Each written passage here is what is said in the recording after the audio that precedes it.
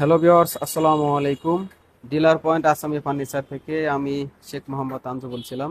তো আজকে আপনাদের সাথে কথা বলবো খুবই আধুনিক ও কোয়ালিটি সম্পন্ন একটি ডাইনিং নিয়ে। আপনারা দেখতে পাচ্ছেন খুবই আধুনিক ও ইউনিক ডিজাইনের একটি ডাইনিং, যেটা মাশাআল্লাহ দেখতে অপরূপ সুন্দর।